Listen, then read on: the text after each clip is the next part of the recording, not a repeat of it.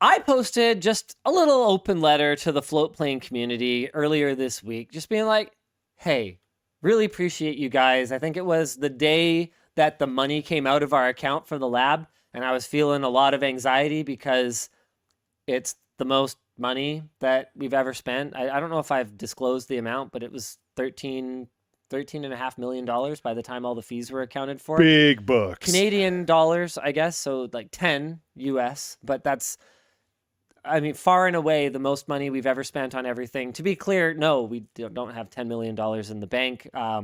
We financed it, so it was 10% down, but that's still $1 million going out of the bank account. And so I was feeling really stressed out, and I was like, needed a minute. And so I sat and I just typed up a little thing like, hey, Floatplane, appreciate you. Because yeah, it's not as big of a driver of overall revenue compared to certain other business units, whether it's like Creator Warehouse or the business team. Again, love you, business team. For real, don't leave me.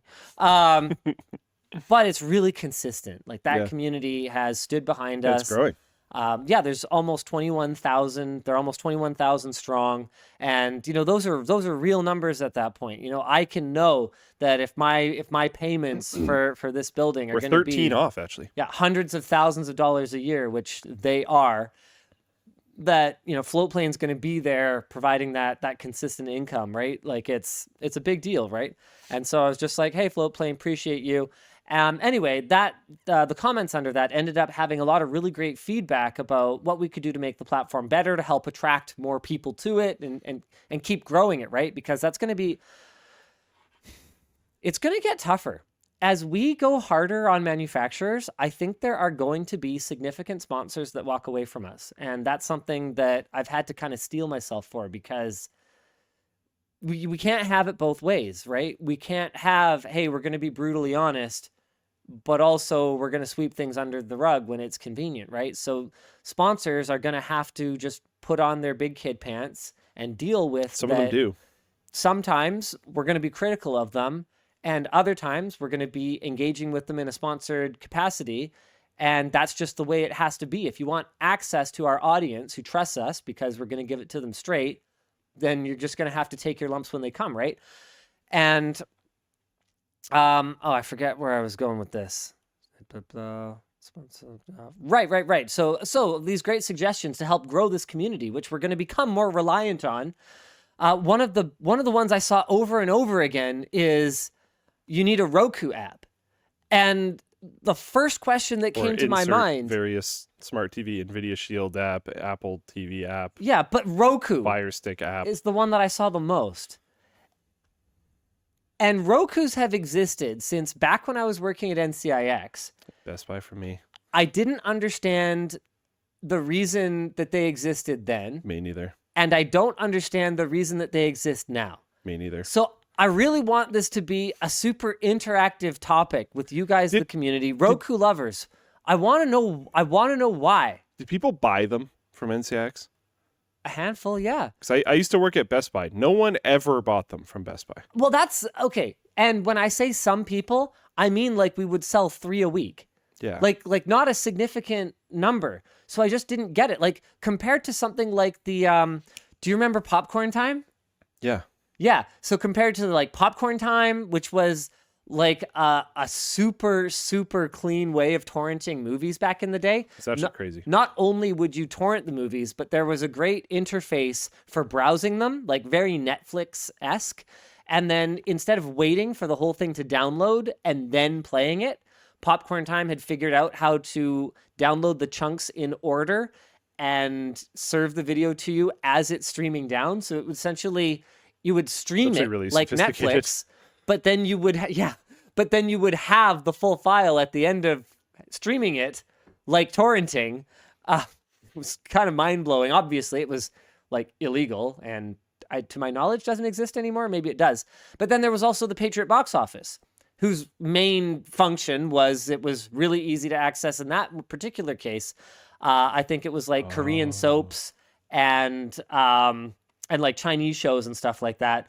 So, I mean, we would sell hundreds a week of devices like that. But, Roku, especially back then when almost no one was paying for like video content.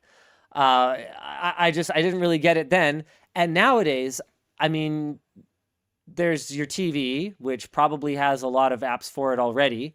There's the NVIDIA Shield, which, I mean, whatever I might think of NVIDIA, the Shield is basically just an absolute no-brainer for me if you want a smart interface for a TV that either doesn't have one or has a poor one. Shield's expensive. Yes. I don't know how much Roku costs at all. They have high-end models. Have we gotten any like really great feedback from people? Something that I saw that I'm looking into, Yeah. and it does totally seem like it's a thing, is there's a bunch of TVs that have Roku Yes. integration by TCL default. has built-in Roku. Not just that. RCA, TCL, ON, ONN is Walmart's house brand. Hisense. Yeah, and like they're available at Costco, which is probably where a lot of them come from. Walmart, which is probably where Yeah, a lot of but them something come from. being available isn't a reason to buy one. No, but if there's a TV at Costco, a lot of people are probably going to assume that it's at least a decent offer. Like I bet you Costco moves a lot of TVs. Oh, I see. You mean a lot of the TVs volume. at Costco have onboard Roku. I think so. There's multiple TVs at Costco that have it. Got it. Okay. Because it looks like, there's 3 different Hisense TVs at Costco that have Roku built in. Okay. All right. What else we got here? Some other people saying that they prefer Roku to their TV's already existing smart TV stuff. Kubla says, I love mine because it's more reliably updated and performs better than the built-in TV apps. I can also take it on vacation. Yeah. So that wraps in actually a lot of other feedback that I've seen. Okay. Hammy3D says cracking a Fire Stick is the best way at the moment, so that might be a good reason to have one of those. The remote is good, says Dexterous Man X76. Ninja Man Away over on Floatplane Chat says my ISP gave me their streaming box for free, but it's a rebranded Roku. Okay, that I didn't know. That's interesting. So basically, way they're, more like, people in a are lot of using stuff. these than I realized. I guess probably me as well. Okay, so is this something? But man, like, it's gonna be tough. It's gonna be tough. I have to pull can't from promise, something guys. else. Yeah, building a whole new platform just because. I don't think it's. Yeah. Okay, this is a good point. Joseph says my grandparents got a Roku because they didn't know Chromecast existed. Yeah, like if you want a low cost option, Chromecast. I don't know. It's one of those things that I look at and I go, yes, I see the value add. I just don't see the value add compared to other options. Yeah, me if I neither. wanted a super premium option, I would absolutely get a Shield. If I wanted a budget option, I would go for a Chromecast. Or I'm sure there are like low cost, rando ones that you can also get. Yeah, there is, and like, I've never personally used it, Yeah. but this app has actually existed for a really long time now. Which one? Should I show your screen? Hydravion, you can, sure. And like, again, I haven't personally used it. Oh, seriously? But this has existed for an extremely long time, and everyone that I know that uses it says that it's good. And it like works with your different subscriptions. Like it shows there's like it works with. So if you're subscribed to LTT and in this example Bitwit Ultra or whatever else, it should work with all of that. You can browse your various channels. Like I've heard very good things about this.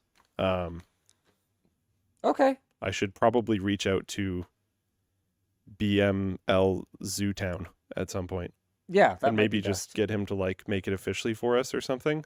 Yeah. I don't Maybe know. we could pay. I don't have any money right now, but maybe someday we could pay Let's for figure it. it out. I don't know. All right. Yeah, but yeah, like honestly, the a lot of the team is sick right now, is what I will say, without getting into specifics. Yeah, that's fair. And the dev bandwidth that we have to be able to kind of spread around is very limited currently. I am hiring speaking of having no money, I am hiring a back-end developer to try to come in and help support the Flowplane team. Cool. But it's going to like take some time for that person to get onboarded, and there's other extremely important things on the roadmap that would have to get done ahead of time, et cetera, et cetera. But Thanks for watching, and thanks to Secret Lab for sponsoring this week's clips. Secret Lab chairs are engineered to keep you comfy, and with up to 5 years of warranty and a 49-day return policy, you're covered if anything goes wrong. Head to the link in the description to check out Secret Lab chairs today.